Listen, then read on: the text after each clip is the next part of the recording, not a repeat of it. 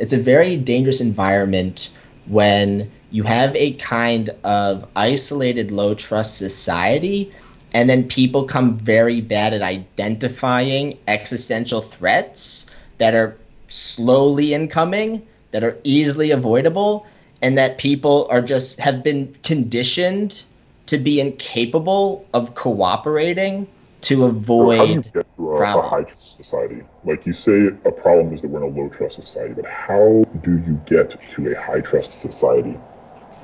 I think memetically is how you do it. I think that there are some uncomfortable truths that uh, people haven't been disseminated broadly enough. As in, If I if can you go a think little it, Peter Thiel on you, what are those uncomfortable truths? sure, I'll think some ideas I think are very similar to.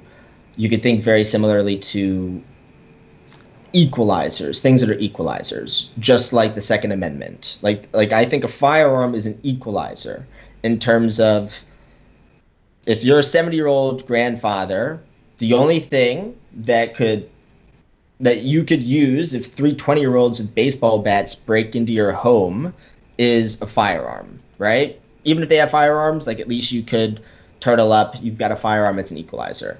I think there are certain there's like Machiavelli's The Prince, right? Which is a book Machiavelli wrote as a gift, and people were so horrified by his frankness that they threw him in a prison or they threw him in a dungeon, right? And I think that is the kind of book where if everyone read, it would be an equalizer. Like, I think if everyone was aware of evolutionary psychology with its flaws and shortcomings and fallibility, it would be an equalizer. I think when you What have do you mean by Nassim Taleb, equalizer? Like, I mean, some people are really stupid, like objectively, and some are really smart. So they could all sort of hear the same truth, and it won't necessarily resound with them the same way. They won't be able to draw the same conclusions, take the same actions. certainly, I think there's another issue that people have, and I think there's a slow solution coming, emerging in culture, and it has to do with maintaining youth and old age, right? Like this kind of which is kind of antagonistic to a Jesus perspective of, I'm going to do away with childish things as I get older. Like there's also the perspective of don't grow up, it's a trap. As in, I think some people are sort of stuck in this Victorian Puritan perspective almost that becoming older has a lot to do with not experiencing the highs and lows of your emotional range. And that the most desirable progression for an adult is to kind of go through a lithium of age where you're kind of in this stable middle ground so that you're very predictable and so that people around you think you're predictable as opposed to someone like Kanye What do you think West we or should do Elon with Musk unpredictable or people? huh? What do you think we should do with unpredictable people, or I think we how should want we do it? more unpredictable people because I actually think Do you think we everyone is want more? unpredictable. I think everyone is unpredictable. I think everyone is unpredictable. And I think anyone you see that you think is predictable, like you have lied to yourself because everyone is I think that unpredictable. markets could function if everyone were unpredictable. I do because I think there's order in chaos. So like I'm sorry, but what does that read mean? when I read Chaos, The Making of a New Science by James Gleick, which is about chaos theory or complexity theory. It's about how randomness is not exactly random. So there's something called the Mandelbrot set, which is the graph of randomness, as in they came up with a series of experiments that would produce random results. And then they used a supercomputer, to graph these random results. And they I got am this. familiar with fractal equations. I've written a few.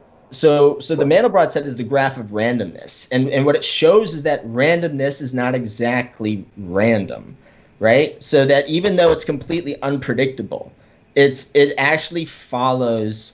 predictable patterns. For example, if I plant an oak tree, I would never in a million years be able to predict with a drawing what that oak tree is going to look like. But I know it's not going to look like a strawberry, right? So even though the growth of the oak tree is unpredictable, I can predict with arguably 100% certainty it's not going to look like a strawberry. I can fit in my pocket and like take a bite at it. And So Jules, the guy with the Russian curse word as his username says Mandelbrot's set is not a graph of randomness, but it's built by a principle. I think that's a great way to put it. As I recall, it's a graph of an attractor. If we look at it, we can find a pretty simple equation for it on the internet. They're like it's quite regular. But talking about emergent, conditions in situations where a small generative set can have a large complex outcome.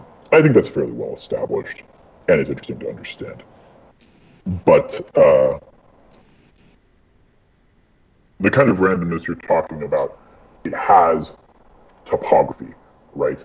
So it's not actually unpredictable at all. It's just it exists kind of like in a thermodynamic system where there's probabilities, and you can say a certain number of particles will land here, and others will land there, and they'll be in some probability cone. So that's quite predictable, actually, and it's necessary to be able to predict the future in order to function in time, right? In order to do something as simple as project what your inventory will look like for your business 6 months down the line.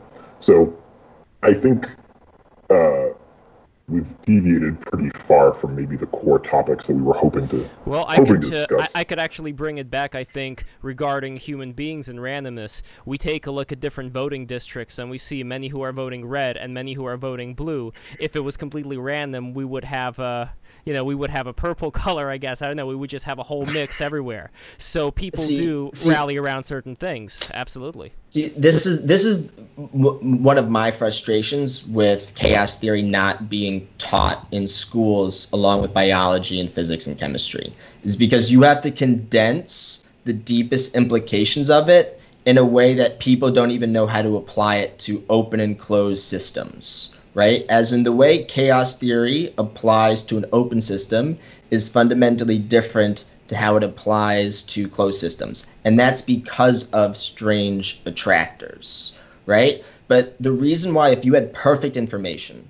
according to chaos theory, which could be wrong, you would never be able to predict the weather more than 2 weeks in advance, right? Like you could have sensors like atoms apart, like all over the earth, like in like far out into the universe, and they could be in perfect sync, in perfect communication, and they would not be able to predict the weather, right, more than 2 weeks in advance with perfect information. And that's because of chaos. So what it deals with is some people have a theory of the universe as a mechanical clock, right? It's a mechanical clock system, right? So if you had perfect information, you'd be able to predict the future like the psychohistorians in the Foundation.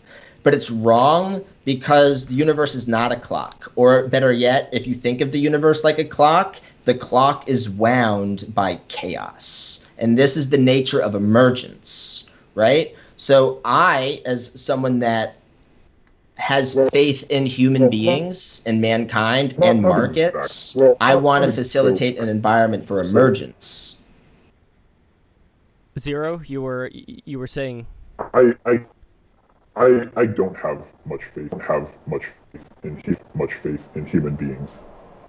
Emergence, I think, is a little bit from the sort of idea of emergence that of sort of many parts, and that at different levels of abstraction, there may be properties of system that exist at a higher level that are not present at a low level. And a really classic example is heat, because at a low level, if you look at, say, a collection of atoms, it's really quite ridiculous to say any one atom is hot or cold. This doesn't mean anything.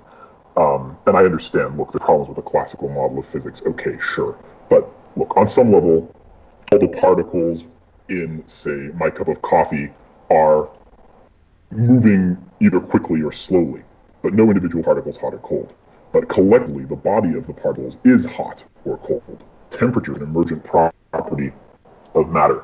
That's what emergence really is. It means that there are properties at higher levels that are not present at lower levels. So I think it's a little bit muddied to talk about emergence in this kind of progressive type of framework. To say, like, yes, of course, complex things emerge out of system people's interaction. You could say a market is a good example of emergence. Certainly no one person is a market, but many people trying to produce things and fulfill each other's demands, that is a market. That's another example of emergence at a higher level. It's interesting. Yeah.